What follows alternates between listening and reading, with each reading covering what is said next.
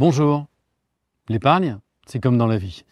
Nous avons toutes et tous des caractères différents. Les aventuriers, les frileux, les experts, les profanes. Et ce programme, les caractères de l'épargne, s'adresse à tout le monde, quel que soit votre âge, votre situation ou votre caractère. Aujourd'hui, nous allons parler de la gestion de vos placements en assurance vie. Quel format choisir? La gestion libre, la gestion profilée ou bien la gestion pilotée? Pour vous aider à comprendre les différences, imaginez-vous au restaurant. On vous présente la liste des plats ou des formules et vous avez le choix entre 3 possibilités. Vous pouvez les sélectionner à la carte. En assurance vie, ça s'appelle la gestion libre. Vous préférez un menu préétabli, adapté à vos besoins ou à composer selon vos goûts, sans gluten, un menu terre-mer ou vegan. En assurance vie, c'est la gestion profilée. Enfin, vous pouvez choisir la sélection du chef, qui s'adapte en fonction des saisons. C'est la gestion pilotée. Après cette introduction gustative, entrons dans les détails pour identifier la solution qui vous conviendra le mieux.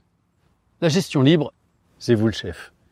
Vous piochez parmi plein d'ingrédients, le support en euros ou les supports en unités de compte de différentes classes d'actifs. Dans ces classes d'actifs, vous retrouvez les actions, les obligations, l'immobilier ou le private equity.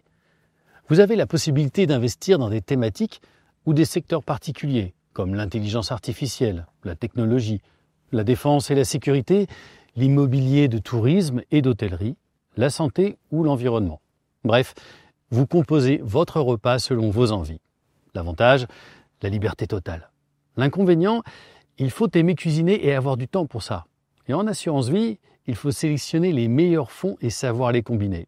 C'est un vrai métier. Si vous choisissez la gestion libre, rappelez-vous que l'important c'est de diversifier.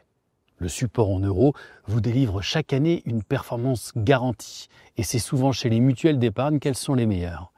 J'ajoute que certaines d'entre elles ne vous imposent aucun montant minimum à verser. C'est bien d'avoir cette souplesse. Pour les unités de compte en actions, n'hésitez pas à investir sur différentes zones géographiques. En effet, le choix vous est souvent proposé de savoir où vous voulez investir. En France, bien sûr, c'est important pour le soutien de nos entreprises et de nos emplois. En Europe, évidemment. Et enfin, sur d'autres continents comme l'Amérique du Nord ou l'Asie. C'est toujours intéressant d'investir à différents endroits parce que vous réduisez vos risques. En effet, si les actions baissent sur une zone, elles peuvent être à la hausse sur une autre au même moment. Ce même raisonnement s'applique au niveau des classes d'actifs. Le terme barbare utilisé est la décorrélation. Pour bien comprendre, tous les secteurs n'évoluent pas de la même façon au même moment. Certains sont sur des courbes ascendantes alors que d'autres stagnent ou chutent. On dit alors que ces classes d'actifs sont décorrélées car elles n'évoluent pas dans le même sens au même moment.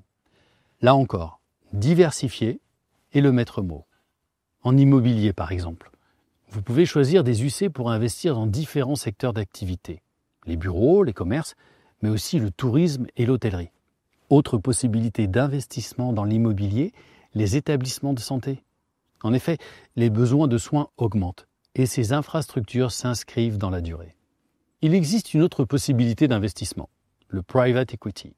C'est le nom que l'on donne aux investissements réalisés dans le capital d'entreprises non cotées en bourse afin de financer leur croissance.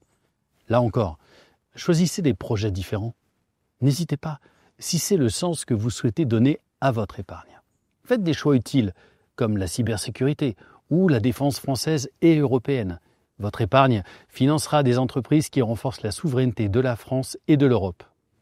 Et on sait que c'est important. Pour conclure sur la gestion libre, vous êtes la seule personne décisionnaire. Mais votre mutuelle d'épargne ou votre assureur doit vous orienter en vous apportant des conseils adaptés selon vos projets, votre horizon de placement, votre appétence au risque et vos attentes en matière environnementale ou sociale. Abordons maintenant la gestion profilée. Comme je vous le disais, un menu vous est proposé. Les supports qui composent la grille de gestion profilée sont choisis par un expert, tout comme leur répartition. Votre seul choix, c'est le niveau de risque, défensif, équilibré ou dynamique. Cette composition et cette sélection ne changent pas, sauf cas exceptionnel qui conduirait votre assureur ou votre mutuelle d'épargne à corriger cette grille. Dernier mode de gestion, la gestion pilotée. Pour avoir une meilleure compréhension du fonctionnement de la gestion pilotée, C'est un peu comme si vous décidiez de recruter un chauffeur. Vous lui indiquez la destination et ensuite vous vous laissez conduire. Vous ne perdez pas de temps à chercher vous-même l'itinéraire à suivre. Ce qui compte, c'est d'arriver à bon port et dans les temps. Vous allez donc confier cet objectif à un expert, en ayant défini au préalable votre profil de risque. Si vous avez choisi le profil dynamique, vous privilégiez la puissance et la vitesse pour arriver plus vite et obtenir plus de performance. Évidemment, vous vous exposez à des accidents de parcours, comme des baisses ou des à-coups importants. Dans ce cas, gardez le cap et allez jusqu'au bout de votre horizon de placement. Le profil prudent, lui, va progresser moins vite. Ses performances sont plus mesurées, mais ses risques sont aussi plus réduits. Vous l'aurez compris, le chauffeur, c'est votre assureur ou votre mutuelle d'épargne et ses équipes d'experts. L'avantage pour vous, la simplicité. Vous signez un mandat et vous déléguez les décisions d'achat et de vente. Le coût de ce confort, au-delà des frais de contrat habituels, des frais de mandat vous seront prélevés. En règle générale, ces frais se limitent au support en unité de compte ou UC. Mais prenez le soin de vérifier ce qui est prévu. En effet, certains assureurs vous facturent aussi des frais de mandat sur le support en euros. C'est aberrant. Évitez ces acteurs-là. Maintenant que vous connaissez un peu mieux les différences entre ces trois modes de gestion, je vous invite à solliciter l'avis de votre conseiller patrimonial. Avec lui, vous pourrez exposer vos attentes et choisir le mode d'investissement qui vous convient le mieux. Pour résumer de façon rapide ces différents modes de gestion, retenez bien les 3 points suivants. La gestion libre, c'est vous qui décidez. Vous menez seul vos choix d'investissement, mais votre mutuelle d'épargne vous apporte des conseils. La gestion profilée vous permet de choisir une formule préétablie. Adaptée à votre profil de risque, la composition de cette formule ne change jamais. Avec la gestion pilotée, vous fixez l'objectif et déterminez votre profil. Ensuite, votre mutuelle d'épargne mobilise ses équipes d'experts pour mener à bien la stratégie gagnante. N'oubliez pas, la gestion de votre patrimoine, c'est comme au restaurant. Il faut savoir se faire plaisir et manger équilibré. Alors diversifiez bien vos placements. J'espère que vous aurez savouré cet épisode et je vous donne rendez-vous pour un prochain sujet des caractères de l'épargne.